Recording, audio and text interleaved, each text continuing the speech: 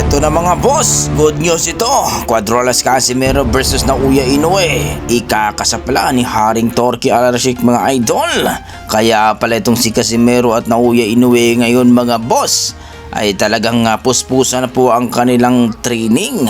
Ayon sa ating mga pinagkakatawalang source, ito na daw ang inaantay ng ating mga boxing fans na magaganap na ang bakbakan ni Casimero at Naoya Inoue mga boss. Kaya pala itong si Haring Alarcik mga idol ay pinopromote lagi itong si Casimero. Kumbaga pinakita dito yung mga laban ni Casimero na talagang malupet, no? Mula kay Doc Maika at Guillermo Rigundo mga idol. Ayon sa ating mga pinagkakatawalang source, under negotiation na daw ito. Kaya pala itong si Casimero at Naoya Inoue ngayon mga idol, puspusa na ang kanilang training dahil ikakasa na pala ni Haring Alarcik. Well mga idol, wala pa namang final na announcement mga idol, pero ayon sa ating mga boxing fans, talagang pag matuloy daw ito, napakagandang laban talaga. Ito daw yung inaantay talaga ng mga boxing fans, no, na magaganap na ang tinatawag nilang unfinished business ni Casimero at Naoya Inoue.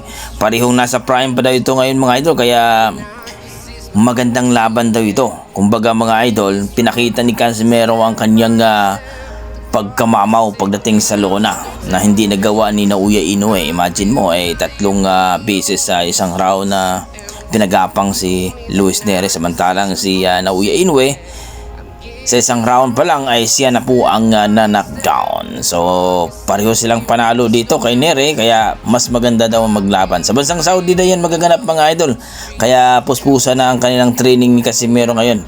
So baka daw magaganap sa December. Kaya pinaghahanda na ni Torque Alarcik itong dalawang mandirigma mga idol.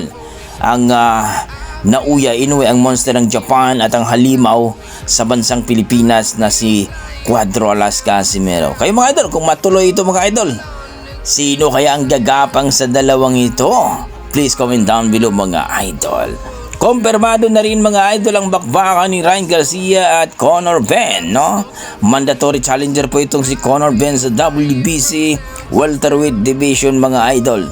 Talagang malupit ito mag-hype at magbinta ng laban itong si Ryan Garcia at Conor Benn. Nagtagpo nga itong dalawa mga idol at talagang muntika na magsalpukan, no? Grabe talaga mag-hype itong dalawa, pero kita naman natin dito mga idol na itong si Ryan Garcia ay pag lumaban talaga ito, malupit talaga ito. Pero ayon sa ating mga boxing fans, no, na hindi magpakampensa itong si Ryan Garcia kay Conor Benn dahil baka ma-upset.